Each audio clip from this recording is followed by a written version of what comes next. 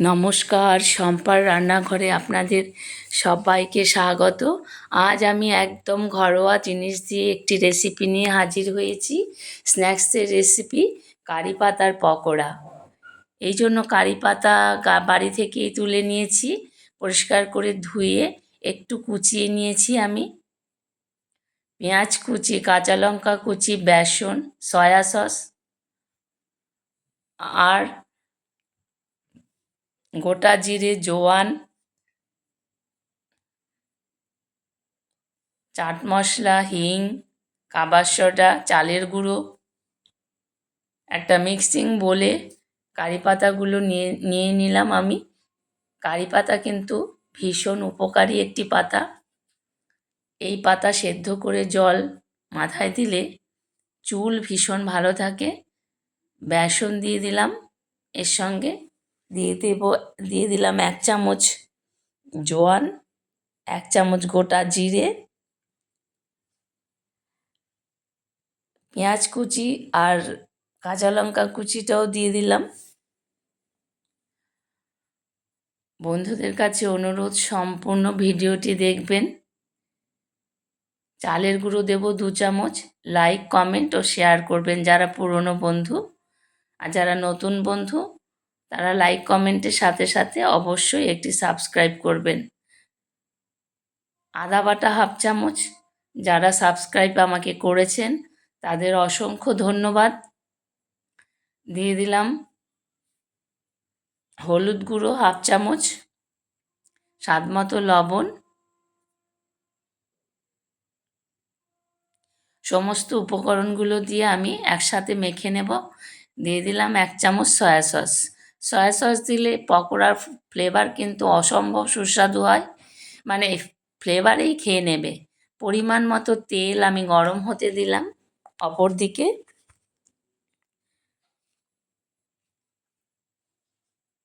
আপনারা আপনাদের পকোড়ার পরিমাণ বুঝে সব উপকরণ কম বেশি করে নেবেন। আমি যেহেতু অল্প করে দেখাচ্ছি তাই উপকরণের পরিমাণও কিন্তু অল্প। এইবার একটু জল দিয়ে আমি মেখে নেব। জলটা কিন্তু একবারে দেব না, অল্প অল্প করে দেব, ঠিক যতটা জলের প্রয়োজন হবে। এরপরে আমি অ্যাড করব এর সাথে একটুখানি হিং, একটুখানি খাবার সোডা, আর দেব চাট মশলা আর চিলি ফ্লেক্স। দিয়ে দিলাম চিলি ফ্লেক্স 1/4 চামচ।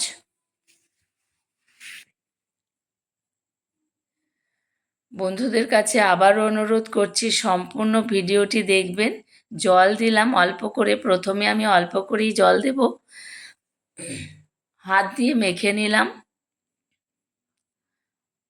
কারণ হাত দিয়ে না মাখলে পকোড়া কিন্তু ভালো হবে না। কারি পাতার অনেক উপকারিতা রয়েছে। কারি পাতা ব্লাড সুগার এবং ডায়াবেটিক পেশেন্টের জন্য ভীষণ উপকারী। প্রত্যেক দিন সকালে খালি পেটে 4-5টি কারি পাতা ভালো করে ধুয়ে চিবিয়ে খেয়ে একটু জল খেলে ব্লাড সুগার এবং ডায়াবেটিক নিয়ন্ত্রণে থাকে। এছাড়া সেদ্ধ করে সেই জল চুলে লাগালে চুল পাকা রোধ হয়, চুল ঘন এবং কালো হয়। একটুখানি হিং দিলাম, আর একটু জল আমি হাতের মধ্যে নিয়ে এর সঙ্গে অ্যাড করব। চাট মশলা দিলাম 1 চামচ মতো, আর দেব খাবার সোডা, সামান্য একটু খাবার সোডা দিলাম। এতে পকোড়াগুলো খুব খাস্তা হবে। বন্ধুদের কাছে আবার অনুরোধ করছি, সম্পূর্ণ ভিডিওটি দেখবেন, লাইক, কমেন্ট ও শেয়ার করবেন।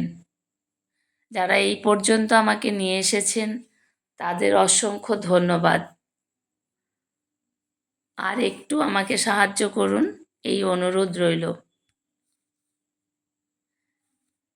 মাখা প্রায় হয়ে এসেছে। আমি অপর দিকে তেল গরম করতে দিয়েছিলাম, তেলও প্রায় গরম হয়ে গেছে।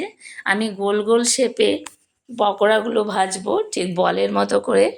আপনারা আপনাদের পছন্দ অনুসারে শেপ দিয়ে নেবেন।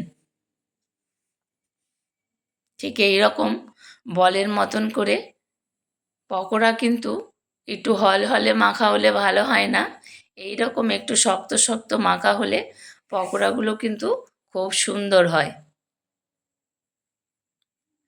তেল গরম হয়ে গেছে, আমি এবার তেলের মধ্যে পকোড়াগুলো অ্যাড করব।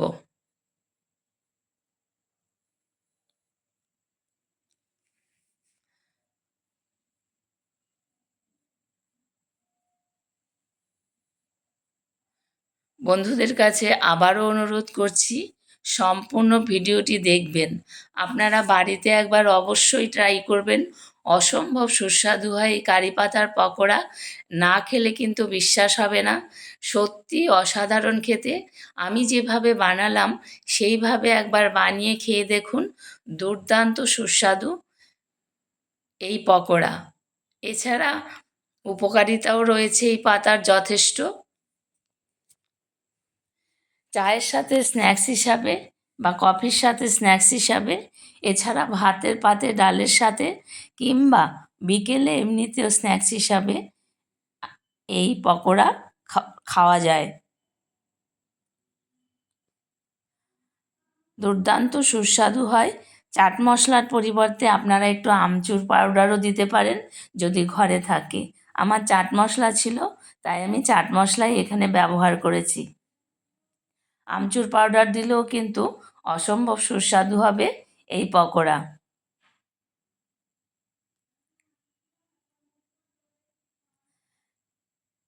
আমি অল্প করে নিয়েছি পকোড়া, সেই জন্য অল্প করে করছি।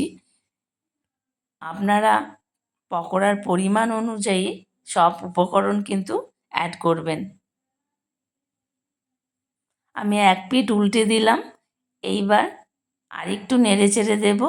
দেখুন কি সুন্দর লাল লাল হয়ে গেছে। এই সময় গ্যাসের ফ্লেম কিন্তু একদম লো হিটে রাখতে হবে, কারণ বেশি হাই করে দিলে পকোড়া কিন্তু জ্বলে যাবে। তাই একদম লো হিটেই পকোড়া ধীরে ধীরে ভাজতে হবে, যাতে এগুলো খাস্তা হয় আর মুচমুচে। বন্ধুদের কাছে আবারও অনুরোধ করছি, সম্পূর্ণ ভিডিওটি দেখবেন। পকোড়া কিন্তু তৈরি হয়ে গেছে, এবার আমার নামিয়ে নেওয়ার পালা। একটা পেপার দিয়ে দিলাম প্লেটের ওপর, যাতে তেলটা সোপ করে নেয়। লাইক কমেন্ট শেয়ার করবেন, আর যারা নতুন বন্ধু তারা অবশ্যই একটি সাবস্ক্রাইব করবেন লাইক কমেন্টের সাথে সাথে। দেখুন কত সুন্দর পকোড়া হয়েছে। এই পকোড়া কিন্তু ডালের সাথে ভাতের পাতেও পরিবেশন করা যায়, তবে শুধু খেতে অসাধারণ লাগে চায়ের সাথে কিংবা কফির সাথে। সস দিয়ে কিংবা তেঁতুলের চাটনি দিয়ে এই পকোড়া অসাধারণ লাগে। কাসুন্দি দিয়েও আপনারা পরিবেশন করতে পারেন। আমি এখানে টমেটোর সস দিয়েছি এই পকোড়ার সাথে। দেখুন কত সুন্দর পকোড়া হয়েছে। আপনারা বাড়িতে অবশ্যই একবার ট্রাই করে দেখবেন, দুর্দান্ত স্বাদের হয় এই পকোড়া। সম্পূর্ণ ভিডিওটি দেখবেন। আপনারা সকলে ভালো থাকবেন, লাইক কমেন্ট শেয়ার করবেন। নতুন বন্ধুদের কাছে অনুরোধ, লাইক কমেন্টের সাথে সাথে একটি সাবস্ক্রাইব অবশ্যই করবেন। আপনাদের সকলকে অসংখ্য ধন্যবাদ। সকলকে শুভকামনা রইল সকলের জন্য।